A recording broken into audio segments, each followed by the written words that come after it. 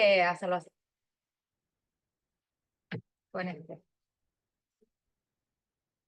Listo. Y ahora ya se te va. Bueno, entonces empezamos con algunas consideraciones más generales, como la definición de una urgencia en salud mental. Una urgencia en salud mental es una perturbación del pensamiento, del ánimo, de la conducta que exige una intervención terapéutica inmediata. Yo les ahorro lo que ustedes ya deben saber para diferenciar una urgencia y una emergencia en cuanto a la necesidad de una acción un poco más temprana y rápida. En salud mental, considerar una urgencia nos obliga a considerar también la posibilidad del daño, no solamente para el paciente que está sufriendo el evento, sino también para la familia o para todos los que pueden entrar en contacto con él, aún en un hospital.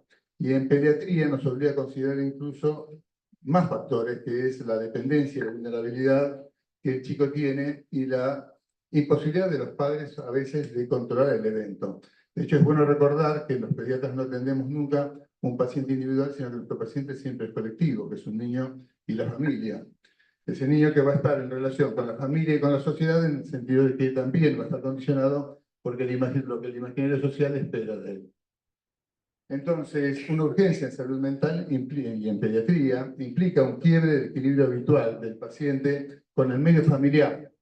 Es una alteración de los procesos psíquicos y requiere, como decíamos, una acción inmediata. La dependencia, la vulnerabilidad, se suman a que nuestro paciente está permanentemente en un proceso de crecimiento y de adaptación. Desde la epidemiología es muy difícil reunir datos. ¿Sí? Un trabajo de la doctora Novas, que está acá, nos hablaba de un aumento al triple de casos desde el 2005 en este hospital, desde 2005 a 2015, y esto coincidió con la literatura mundial. Pero, según la Academia Española de Pediatría, y también en congruencia con los datos mentales universales, después de la pandemia, podría haber habido un incremento del requerimiento de urgencias hasta de un 47%. Los cuadros que ofrecen una urgencia en salud mental, no todos requieren una internación posterior y son muy variados. Ahí hay una sábana de causas que yo voy a ahorrarme de leerla, y nos vamos a dedicar especialmente hoy, dentro de los más frecuentes y los que sí requieren internación, donde está el síndrome confusional, la agitación, la ansiedad severa, el suicidio, el trastorno de la conducta alimentaria. Hoy nos vamos a dedicar fundamentalmente a la agitación y la conducta violenta. Entonces, la agitación puede definirse como esta actividad descontrolada que responde a un malestar o un estado de tensión psíquica, que puede ser entonces de causa externa o interna, y lleva al paciente a una sobrereacción a estímulos ambientales. Se puede definir como una desregulación psicomotriz, con un incremento más o menos desorganizado del pensamiento y de actividad motora. La inquietud y la irritabilidad, la pérdida de coherencia, son característicos, y tenemos que considerar que el resultado del desorden puede ser la generación de un episodio agresivo o violento. Se puede considerar en la agitación un aspecto más sindromático y un aspecto dimensional. El aspecto sindromático se refiere a que la agitación en sí se podría considerar como un síntoma, es el resultado de una situación gatillo y responde seguramente a otras causas. Entonces aquí estas causas podrían ser orgánicas, o sea, cualquier proceso sistémico, neurológico, etcétera, o psiquiátrico.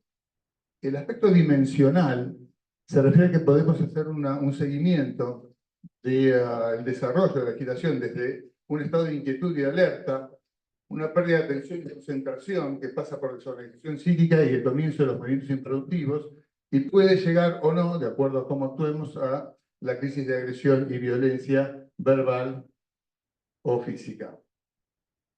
La fisiopatología no está muy bien conocida, pero es bastante común a la que tiene el síndrome confusional. Hay una disminución, un déficit colinérgico central, lo que provoca los fenómenos más elementales, las alteraciones cognitivas, los déficits mnésicos, las alteraciones emocionales y también la regulación del sueño y vigilia. Pero el fenómeno fundamental parece ser un incremento de las vías dopaminérgicas y noradrenérgicas, con un predominio entonces de los ganglios de la base y una pérdida fundamentalmente daños de la base, amígdala, y una pérdida de control prefrontal sobre las expresiones de agresividad y la reacción al medio. También las vías supravenéticas y GABAergias están hipofuncionantes y esto hace que haya una pérdida del control cortical y está el glutamato aumentado. Y esto es importante porque el aumento del glutamato va a ser lo que condicione, y entonces la duración de la crisis también va a ser condicionante del daño secundario y posterior. Si quisiéramos hablar de una clasificación etiológica, la podríamos dividir en aquellas que están asociadas a los trastornos neurocognitivos, donde está el delirio o el síndrome confusional, y esto es importante que lo retengan, porque un síndrome confusional, en la inmensa mayoría de las veces, no está relacionado a una causa orgánica, no va a ser un evento de origen psiquiátrico. Y las causas psiquiátricas pueden estar asociadas o no a trastornos psicóticos, y si está asociado a un trastorno psicótico, además tiene que estar no asociado a un trastorno neurocognitivo. Una sábana más, pero fíjense, si estamos hablando de las causas orgánicas, cualquier alteración del sistema nervioso central, ya sea por déficit de oxigenación o por procesos ocupantes o por hemorragias, pueden dar un síndrome de agitación. También las alteraciones metabólicas, fundamentalmente las alteraciones en los electrolitos, y estas causadas por cualquier fallo de órgano o sistema, hepático, renal, etc. También puede ser que sea el efecto directo de una sustancia, como en una intoxicación, o la alteración de las funciones hormonales, etc. Este síndrome neurolepto maligno que figura ahí, después vamos a verlo un poco más en las causas psiquiátricas, les decía que pueden ser por trastornos psicóticos, no asociados a trastornos neurocognitivos o no psicóticos. Dentro de los psicóticos están los fenómenos psicóticos no esquizofrénicos, esquizofrenia, los episodios maníacos de enfermedad bipolar, y en este tipo de eventos predominan los fenómenos elementales, que son alteraciones de ascenso-perfección, de ideación, algunos neurocognitivos, etc. Y los no psicóticos, no asociados a trastornos neurocognitivos, enfocan principalmente el trastorno de ansiedad, las crisis de los trastornos de límites de personalidad, los trastornos por estrés agudo, discapacidad intelectual y aquellos que tienen trastornos de impulsividad asociados como los trastornos del espectro autista, los déficits de atención, etc. Pero fíjense, lo más importante acá es recordar que en estas causas, que son psiquiátricas, no hay necesariamente afectación de conciencia o de atención. En general no hay afectación de conciencia o de atención. Y después hay situaciones especiales, donde ustedes se van a encontrar con una crisis de agitación que es secundaria a una salida de anestesia, a una pérdida de referencia de los ciclos ritmos circadianos, como puede pasar en las unidades de cuidados intensivos o en la agitación prolongada, y la agitación en neonatos, que es un capítulo realmente muy particular. Hay factores de riesgo para presentar una crisis de agitación, y estos son fundamentalmente los que están en rojo, o sea, los antecedentes de episodios similares, que suele ser el de mayor peso, digamos, de mayor valor predictivo positivo, los consumos problemáticos, y también están el sexo masculino, los antecedentes de conducta agresiva, la violencia intrafamiliar, y en encontrarse un ambiente no adecuado. Esto se refiere a un ambiente con una excesiva cantidad de ruidos o luminosidad, etcétera, como puede haber justamente en una sala de cuidados intensivos. Entonces, el cuadro clínico de la agitación, y recuerden que habíamos hablado de que puede ser dimensional, puede comenzar con suspicacia e intranquilidad, se agrega la habilidad emocional, con lo cual el paciente va a tener cambios rápidos y repentinos del ánimo. Puede ser que nos refiera a esa señal de malestar, se ponga verborrágico. Vamos a ver que empieza con un incremento de la actividad motora sin finalidad, y se agregan fenómenos que pueden ser de disregulación autonómica. Entonces, la hiperventilación, la taquicardia, la agresividad verbal, la actitud desafiante siguen, y terminan la agresión física contra sí o contra otros. A diferencia de los cuadros psiquiátricos, lo que estoy diciendo acá es que la crisis de agitación requiere una aproximación diagnóstica para una conducta inmediata.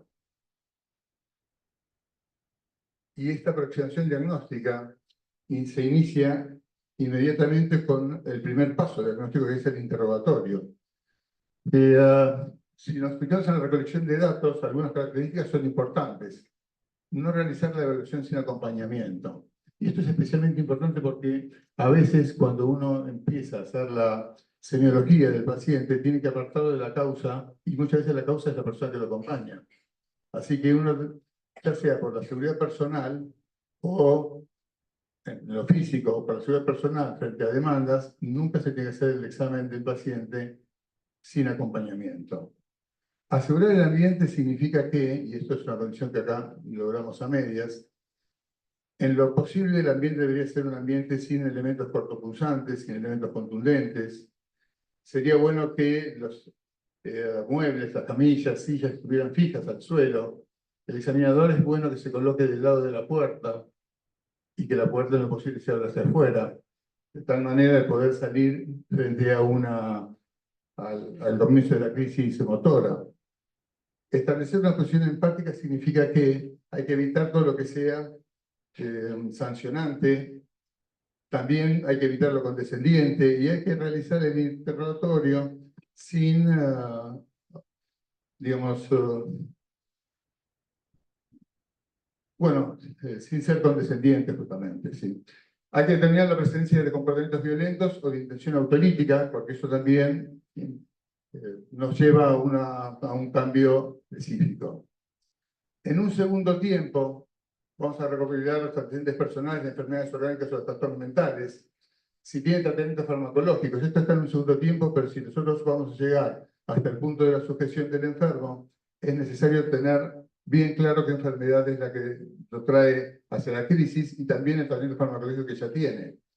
También en segundo tiempo se podrán averiguar los antecedentes de consumo, la orientación en tiempo-espacio y la autopercepción y juicio de realidad que nos van a llevar a diferencia de un trastorno psicótico, de uno no psicótico, bien de uno confusional. Existen algunas escalas para evaluarlo. Yo acá les traje algunas, pero son solamente a modo de ejemplo, porque en el momento agudo de la intervención es muy difícil aplicar cualquier escala. Ahora, si el paciente tiene riesgo de hacer o de presentar un evento de agitación posterior, estas escalas son útiles para evaluarlo, como puede ser, por ejemplo, cuando uno tiene un paciente internado por una causa compatible o internado en unidad de cuidado intensiva. Las escalas se las traje a modo fundamentalmente de ejemplo. Por supuesto que hay exámenes complementarios, pues estábamos hablando de que hay muchas causas orgánicas, pero los exámenes complementarios no son nunca el primer paso, sino una vez que la crisis está controlada. Entonces, cuando empezamos y incorporamos el tratamiento de la crisis de agitación, el primer paso, yo les decía que es la desescalada verbal, y esto comienza ya con el interrogatorio. Las medidas ambientales son las que estábamos hablando hace un ratito. Acá les recuerdo que a veces el alejamiento del paciente de la causa implica también el alejamiento de la persona que lo trae a consulta, y la contención verbal, que debe implementarse sin violencia, pero sí con firmeza. Si la contención verbal falla, entonces podemos empezar con un tratamiento farmacológico. Las guías de la Dirección Nacional de Salud Mental señalan al haloperidol como el remedio de elección, ¿sí? El medicamento de elección, que tienen acá la dosis por kilo, pero como es difícil calcularla en el momento agudo, básicamente si el paciente es prepuberal, será de 0,5 a 2 miligramos, que se pueden dar por vía oral o intramuscular, y si el paciente es mayor, va a ser la dosis de 2 a 5 miligramos por vía oral. Fíjense que el comienzo de la acción difiere. Si es intramuscular, en 20 o 30 minutos ya vamos a tener algún efecto, y si es vía oral, se puede retrasar hasta 1 hora. Pero la literatura nos dice que también se podría utilizar con un efecto bastante similar la risperidona. En nuestro medio está por vía oral. Las dosis son las que están acá, 0,5 a 0,5 prepuberal o hasta 2 cuando el paciente es mayor. Y el comienzo de acción ya se ve en los 30 minutos.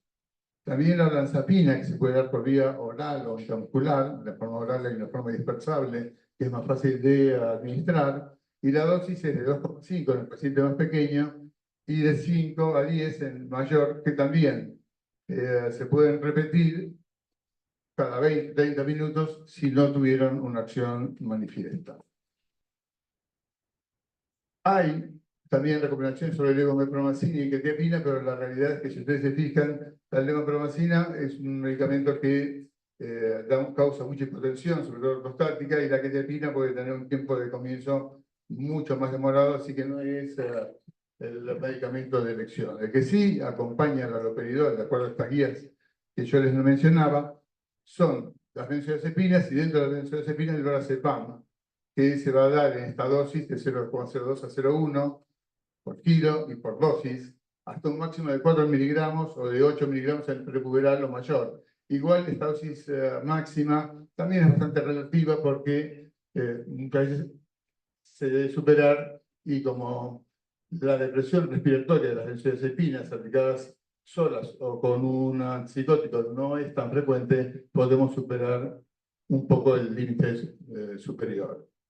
Otros medicamentos como los antihistamínicos o los agonistas alfa-2 tienen cierta utilidad, sobre todo cuando estamos hablando de un paciente internado y en la situación especial de la salida de la terapia intensiva, en donde la clonidina es bastante útil. Lamentablemente nosotros tenemos clonidina solamente para ser administrada por vía parenteral, no tenemos una forma farmacéutica y mandarla a preparar para vía oral, pero también preparar se puede dar y es bastante eficaz.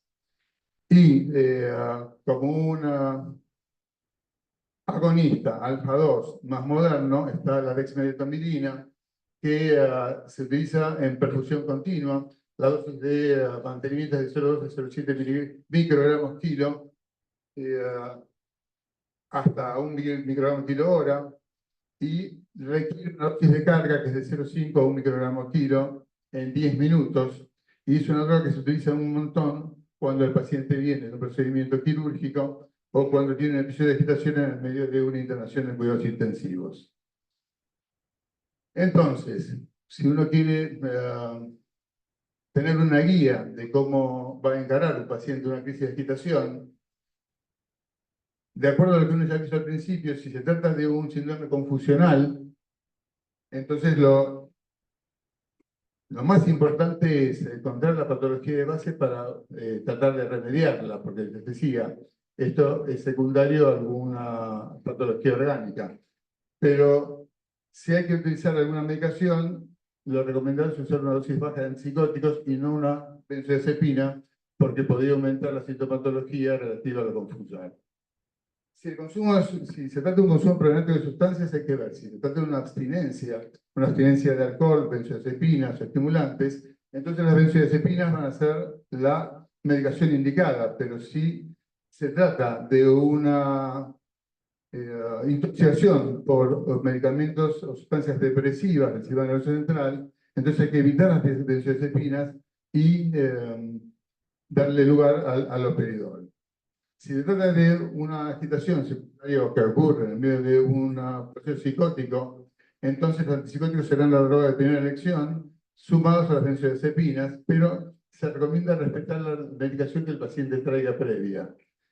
Y si estamos frente a una crisis de agitación, un paciente desconocido, del que no tenemos ningún tipo de dato, y entonces tenemos que comenzar con benzodiazepinas y dejamos los antipsicóticos para utilizarlos si la crisis escala.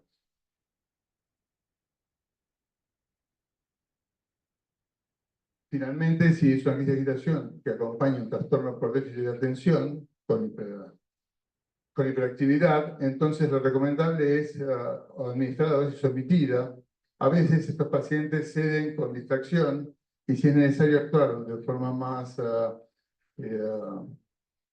aguda, la clonidina es un buen fármaco, pero como les decía, el problema con la clonidina en este tipo de pacientes es que nosotros no contamos con formas administrables por vía oral y realmente es muy difícil darle a un paciente que está en crisis de agitación un medicamento por vía endovenosa.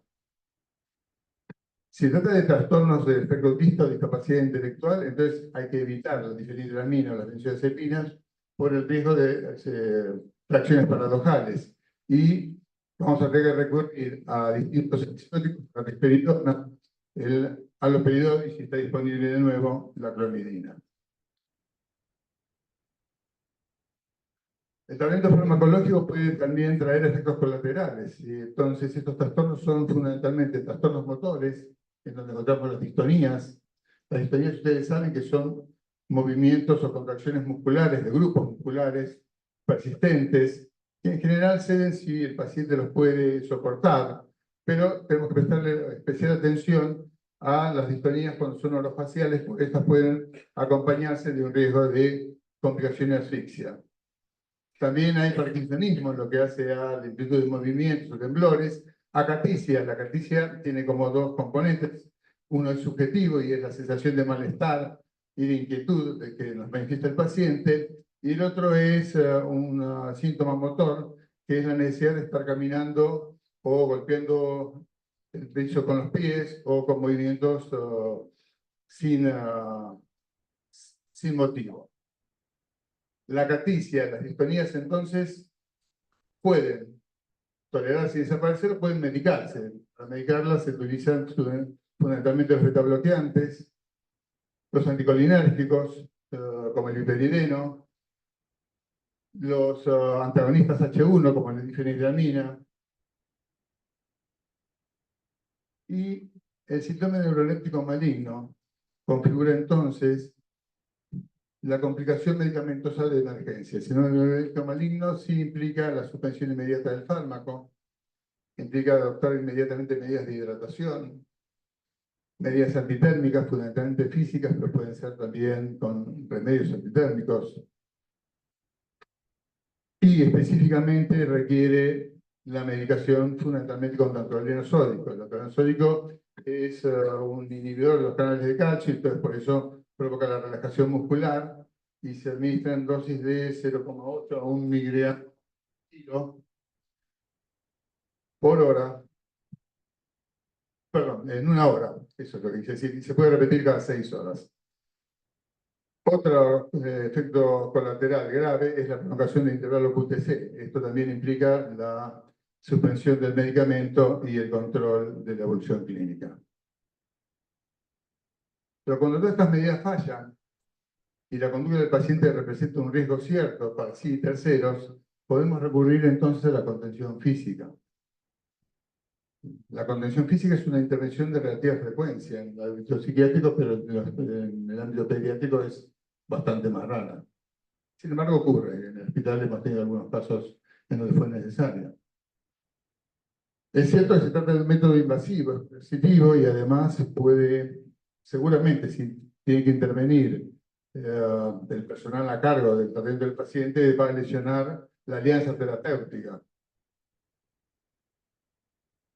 Cuando uno decide implementar la restricción física, tiene que estar consciente que el foco está en la prevención del daño, que el tiempo tiene que ser el menor posible, que también tiene que ser la menor sujeción posible. No siempre es necesario sujetar los 4 miembros, a veces pueden sujetar 2, de acuerdo al paciente, el acompañamiento que tenga.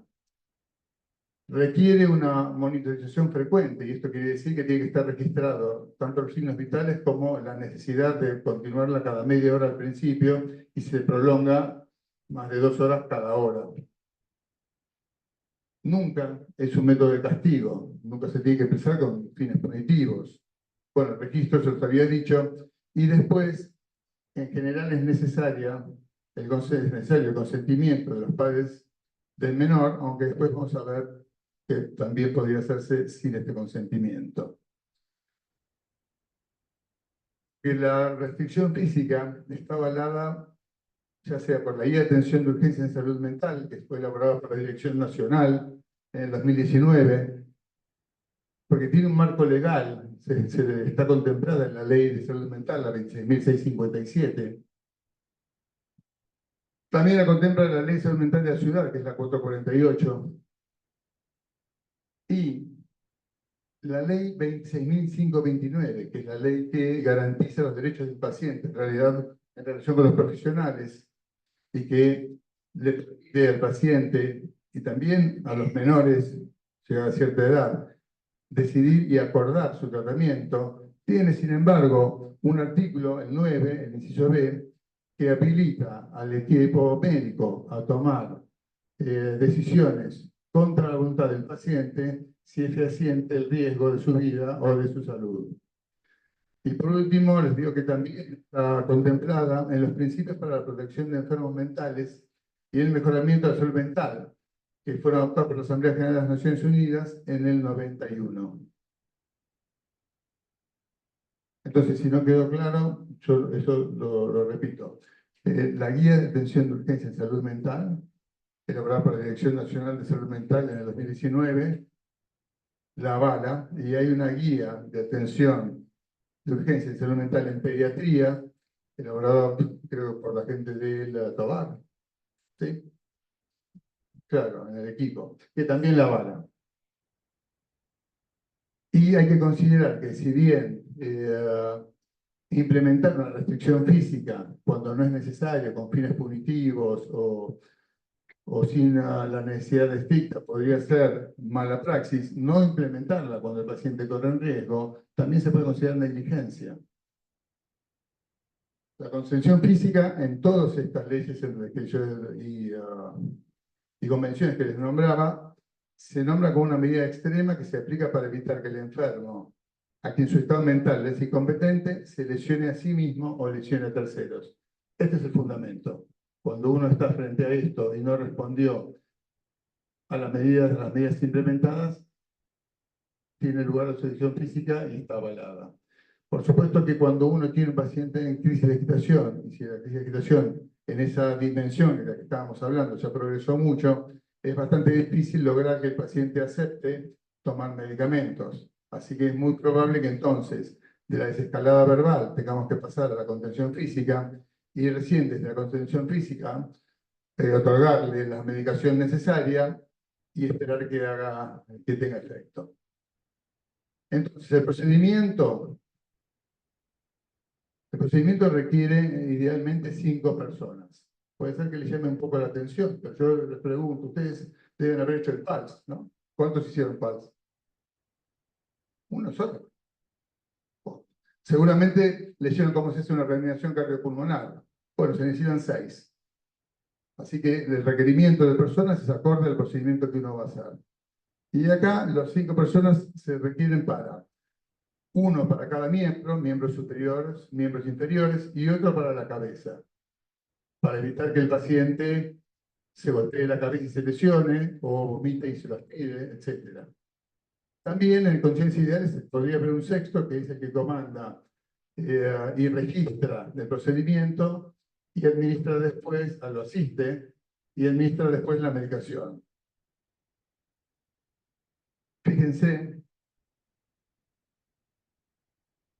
que la fijación requiere, y esto no lo tenemos acá en la respiratoria, una banda central y una en cada uno de los 4 miembros que se fijan después a la cama para evitar los movimientos. La cabeza entonces queda libre y en condiciones ideales el paciente va a quedar colocado a 45 grados para poder seguir participando de lo que pasa en el medio.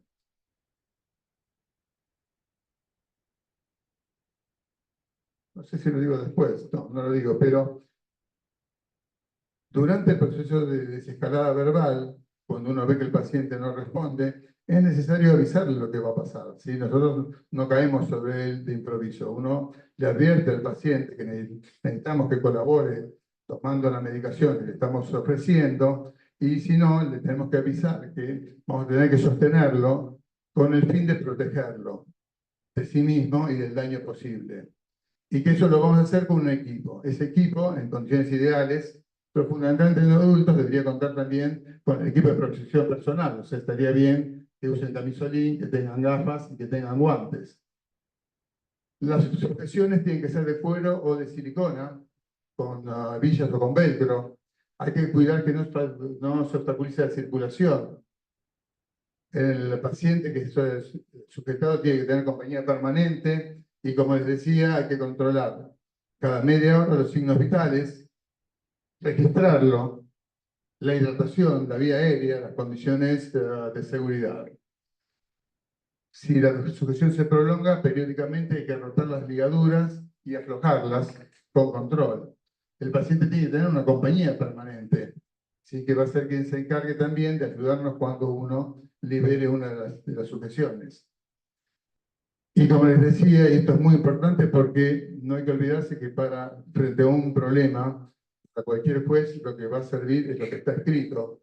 y no la voluntad de ayudar, entonces es necesario reevaluarlo en forma continua, cada media hora, y registrar en la historia clínica los motivos por los que se estima que la sujeción debe permanecer. Sobre todo con un procedimiento que puede ser interpelado fácilmente. Tiene, como tiene otras indicaciones médicas, complicaciones. Fundamentalmente la rhabdomiolisis, cuando el paciente se encuentra en un estado de excitación motora intensa y entonces lucha contra las ligaduras. La asfixia puede ser por una succión mal hecha torácica. También la aspiración de contenido gástrico puede darnos asfixia. El trauma torácico, al luchar con el tórax contra la ligadura central. Puede haber trombosis si la sujeción se prolonga mucho en el tiempo y, por supuesto, va a ser un reactivador de traumas anteriores. Y finalmente hay que cuidar las lesiones óseas articulares. Fíjense que acá, cuando están haciendo la sujeción, las personas que se encargan de los miembros inferiores no sostienen al miembro inferior desde la articulación, tampoco los miembros superiores. La articulación que debe quedar en el medio del sostén que se hace con las manos. Entonces, el procedimiento sería avisarle al paciente que uno va a hacer eso, coordinar con el equipo que tiene que estar presentes, asignar previamente a cada uno una función, quién se va a ocupar del miembro superior izquierdo, quién del derecho, y así, quién va a sujetar la cabeza. Si hay una sexta persona, esa tiene que ser el registro de todas las medidas que estamos tomando, y una vez que se sostiene el paciente, se lo acuesta sobre la camilla y luego se va sujetando. Esto puede ser que uno sujete primero los dos miembros inferiores, también puede ser superiores, o puede ser que lo haga cruzado, un miembro superior con el miembro cruzado inferior y después los siguientes.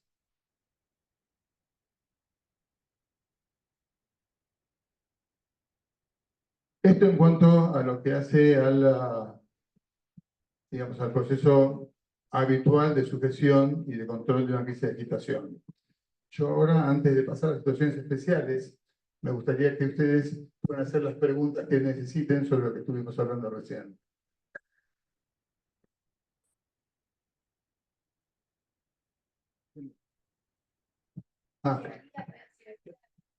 Ese es un déficit. El hospital tiene un solo equipo de sujeción y sin fijación torácica. Lo que sí, hasta que tengamos alguno más, que eso debería ser en breve tiempo, se pueden pedir a través de examen al hospital Alvear. Pero claro, te traen, el paciente ya puede haber corrido hasta el obelisco. Una tenemos, ¿sí? Después en la guardia. Después vamos a tratar de aumentarlo. ¿Alguna pregunta más? No, digamos, cómo uno se prepara frente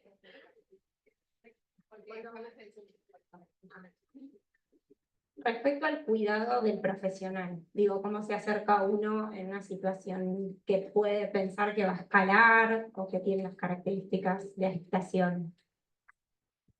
Está bien. Sí, está bueno. Sí, está bien. Está dentro de las medidas de seguridad. Entonces, uno tiene que asegurarse de, bueno, ya lo sacarse de espectroscopio sin duda, sacarse cualquier elemento que puede ser usado en forma cortante o punzante, entonces viromes, lapiceras, objetos contundentes que uno pueda tener en los bolsillos. En lo posible uno va a entrar a examinar al paciente junto con su acompañante y ambos no van a tener ningún elemento que pueda resultar peligroso en un ambiente que tiene que tener además las características de no tener nada que resulte peligroso. En nuestro medio las sillas no están en ningún consultorio fijas, así en lo posible no va a haber una silla y uno se va a quedar del lado de la puerta, con las puertas que en nuestro consultorio que sí se abren algunos hacia afuera. Después de eso uno se acerca con firmeza al paciente y trata de sacarlo de la situación, trata de explorar cuáles fueron digamos, los eventos gatillos y los desencadenantes. De una manera firme también trata de intentar que el paciente pueda lograr calmarse, pero como les decía, uno no es sancionante con esto, ni tampoco es condescendiente porque los pacientes eso lo van a notar, ¿sí? Van a reaccionar en contra. Le ofrece la medicación, y le ofrece la medicación de las dos maneras. En principio se ofrece por vía oral. Si el paciente manifiesta que no puede tragar o que quiere colaborar, no le puede ofrecer la vía intramuscular. Son las dos vías que se usan, la vía endovenosa en una crisis no se usa. Y todo esto es posible antes de que se llegue a la, digamos, a la crisis de violencia, ¿no? O sea, es posible cuando uno va pesquisando y va viendo este aumento gradual del compromiso y el paciente se pone verborrágico, empieza con los movimientos sin causa, sin finalidad, ¿no? Y manifiesta su malestar. Y si el paciente no acepta nada de esto, entonces se le dice que vamos a tener que recurrir a una sujeción, que esto es un sujetamiento, que nos van a ayudar varias personas que están entrenadas en eso, y que la finalidad va a ser poder ayudarlo administrando la medicación que necesita, y va a durar solamente el tiempo que necesite estar sujeto hasta que se sienta más calmado. Y después de eso se procede, como les decía.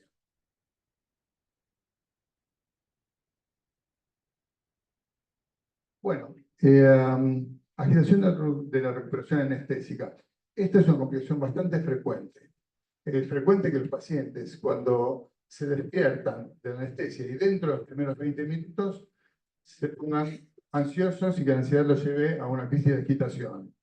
Hay que tener mucho cuidado en diferenciar lo que tiene que ver con una crisis de agitación que está mucho más relacionada al procedimiento y al anestésico de las crisis que tienen que ver con el miedo, con el dolor o con los cambios en el medio interno.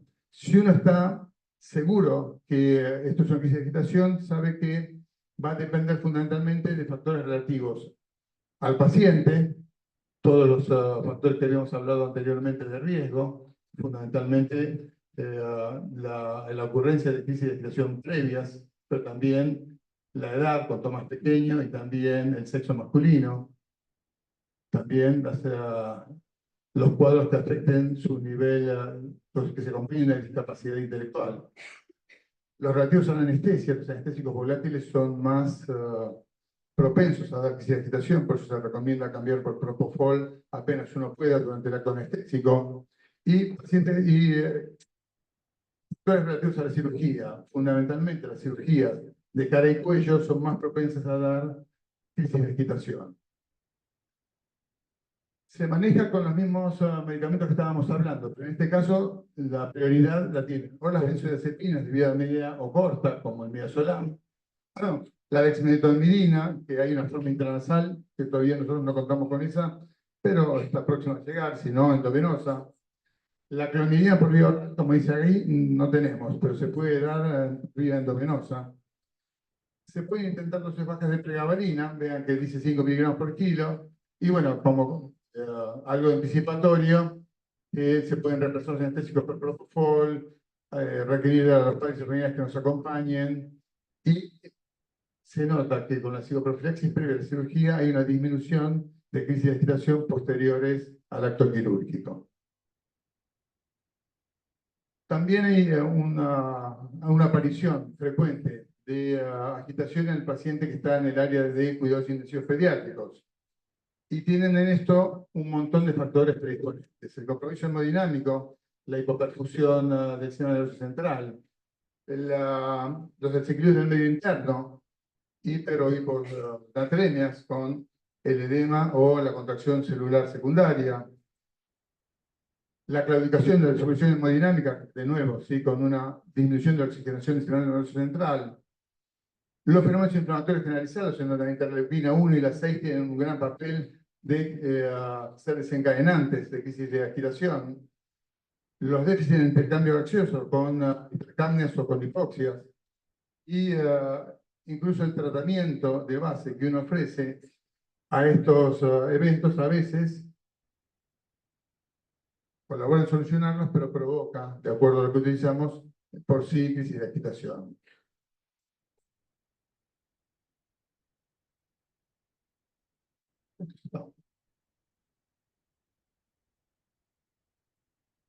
Ahí está. Entonces, los factores predisponentes cuando se trata de un paciente internado en los cuidados intensivos es la edad, menor de 2 años, los cuadros que impliquen un retraso en el desarrollo, algunos cuadros específicos, y si el cuadro es muy severo, la baja disponibilidad de albúmina, que actúa como transportador de los medicamentos que estamos ofreciéndole, algunas condiciones preexistentes. Y como factor desencadenante, yo les decía, puede ser la medicación anticolinérgica que una vez se utiliza en el postquirúrgico, las benzodiazepinas por efectos paradojales, la reactividad del paciente a la inmovilización, la pérdida de las referencias de tiempo y espacio al tener una internación prolongada en la terapia intensiva. Es muy importante, las terapias que no tienen ventanas, de alguna manera asegurar que el paciente tenga noción de los ritmos de luz y sombra. Bueno, eso lo vamos a ver ahora un minutito. Y la sujeción física cuando es necesario. También hay escalas, Cornell son las más usadas, para poder anticipar el riesgo de una crisis de agitación. Entonces, cuando se trata de una crisis de agitación en el área de terapia intensiva, hay un algoritmo que tiene que ver con, primero, dedicarse a ver qué depende de la enfermedad de base. Así que ahí vamos a buscar hipoxemia, la responsabilidad de infecciones, si el paciente tiene dolor, cuáles serán los trastornos metabólicos que acompañan al cuadro. Luego, los factores que tienen que ver con la iatrogenia. Para eso tenemos que utilizar sedación mínima, pesquisar abstinencia, sobre todo los pacientes que han recibido tratamientos con morfina prolongados, evitar reacciones y revisar la lista de fármacos y sin impresiones. Los factores que tienen que ver con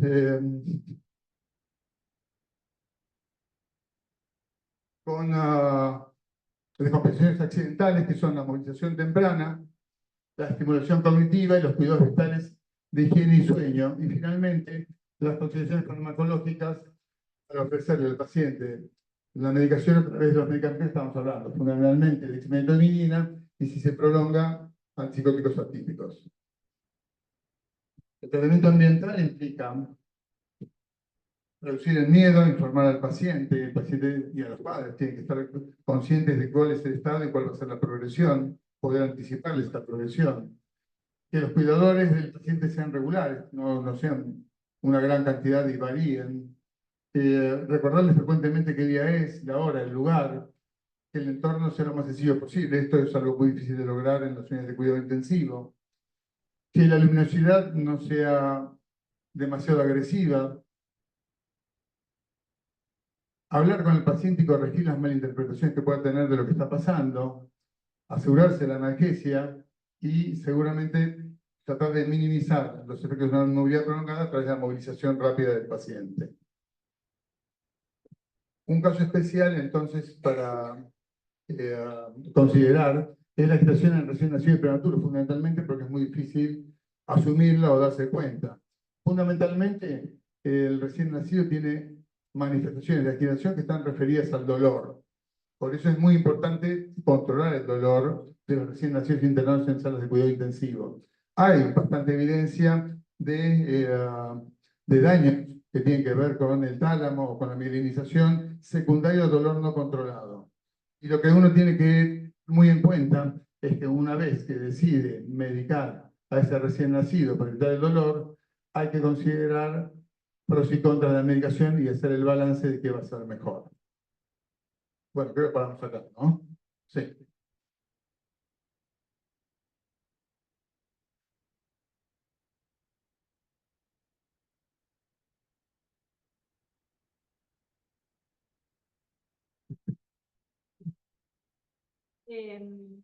Siempre son en una cama.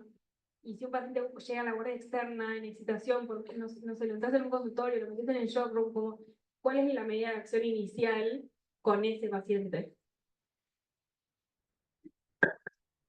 ¿Cuál es la medida si el paciente... Como que vos, si vos, no sé, estás en la externa y el paciente viene de afuera. Sí. No está en una cama, porque las imágenes que se ven y las guías que dicen es como siempre están en una cama, o en un paciente internado. Entonces, Bueno, ahí es, si uno ve, de acuerdo al momento en donde está enfocando el paciente, si uno ve que el paciente está progresando y lo ve progresar hacia una crisis de agitación, lo mejor va a ser, antes de que la crisis de agitación llegue al episodio violento, llevarlo a un lugar en donde pueda efectuarse una sujeción adecuada. Si es en la sala de guardia es un problema, porque ahí las camillas que tenemos nosotros no están preparadas para la sujeción. Así que ahí va a ser mucho más complicado, va a depender de una sujeción por el personal más prolongada y la administración inmediata de las drogas. No, yo estoy hablando de los consultorios generales, ¿no? Si uno se da cuenta en esa progresión que estábamos hablando al principio y puede predecir el riesgo de agitación de acuerdo al momento en donde actúe, si están quietos, si está con previa atención, si uno ve que progresó esa desorganización psíquica, entonces ahí, antes de que empecemos los movimientos improductivos, o justo en ese momento, es bueno llevarlo hacia un lugar en donde pueda ofrecerle una contención adecuada. Una vez que el paciente está en crisis de agitación y violencia, va a ser muy difícil.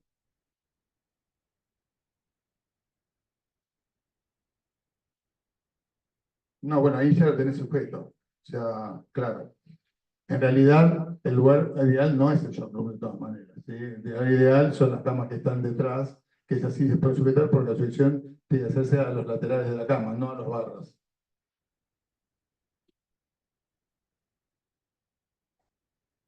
Nuestra enfermería, que es excelente, está en el camino de prepararse y mejorar cada vez más su asistencia.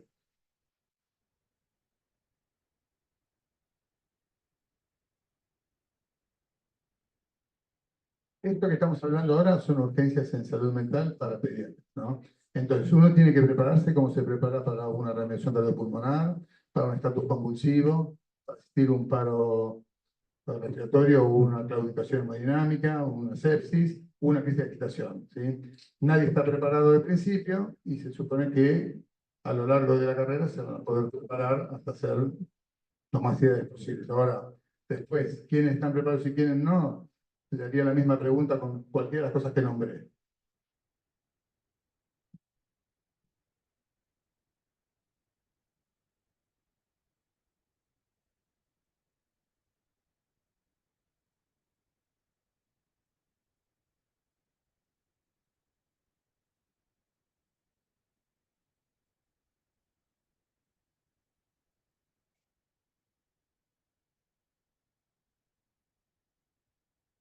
Eso es una pregunta que enfoca incluso que es más amplia, ¿no? O sea, yo estoy hablando de la agitación y de cómo uno lo enfoca. Lo que sí es cierto es que el hospital no tiene una preparación adecuada para muchos, no todos, los pacientes de salud mental. Nosotros estamos internando pacientes de salud mental porque así es la ley.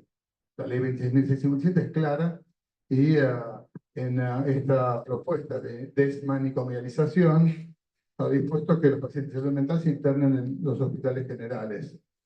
Y en la mayoría de los hospitales generales no hay salas preparadas para la internación de pacientes psiquiátricos. Incluso algunos hospitales que sí las prepararon vieron que el efecto del aislamiento del paciente en esa sala especial también traía problemas diferentes, que no eran los mismos que cuando el paciente circula, pero existían, y que tenían que ver con mayor incidencia de crisis de violencia y de agresividad, por ejemplo, para ellos mismos, para el personal y para otros pacientes cuando les tocaba circular. Entonces, todo tiene complicaciones, pero la realidad es que nosotros tenemos que propender a un mejoramiento de la atención, ¿sí? Y esto requiere justamente este tipo de cosas, ¿no? Empezar a conversar el tema, revisar cuáles son las conductas, saber qué leyes nos apoyan cuando lo hacemos. Y después también, en tu pregunta, que es qué hacemos con estos pacientes que circulan por todos lados, va a haber que intentar cada vez más dejar los elementos de atención en las salas de internación cada vez más seguros.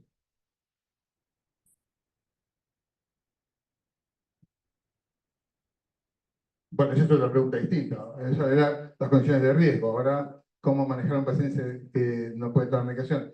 Es otro tema, ¿sí? O sea, yo creo que es una pregunta interesante. Tiene que ver ya con la capacidad creciente de cualquier persona, profesional sanitario, ¿no? Enfermeros o médicos que van adquiriendo cada vez mayor, digamos, habilidad en dar la medicación, recordando siempre que la ley que yo nombré, la 26.529, le permite al paciente decidir por su tratamiento. Entonces, si un paciente consciente de lo que está haciendo, suficientemente consciente, mayor de 16 años o la familia, se oponen, nosotros en ley tenemos que respetar ese deseo.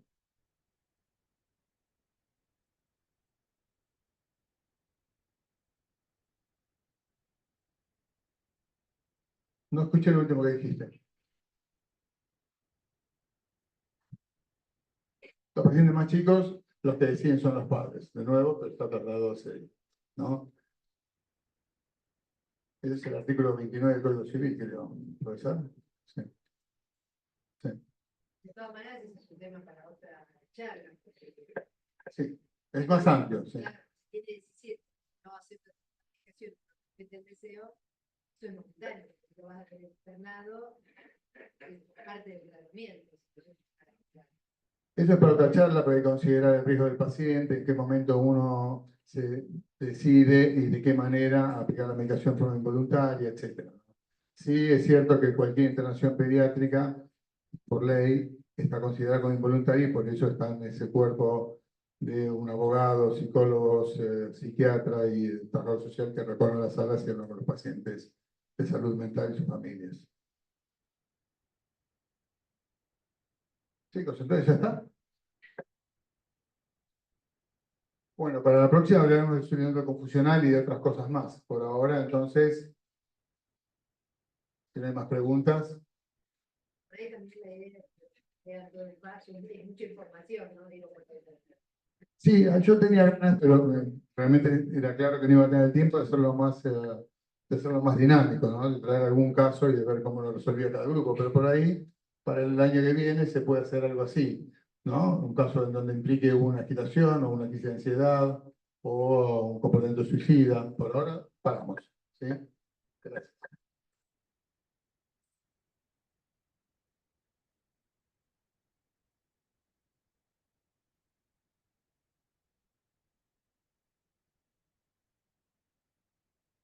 relación de aversión y acierto. Ahí no me pregunten porque no sabía ni qué hacer, más que agarrarlo y abrazarlo.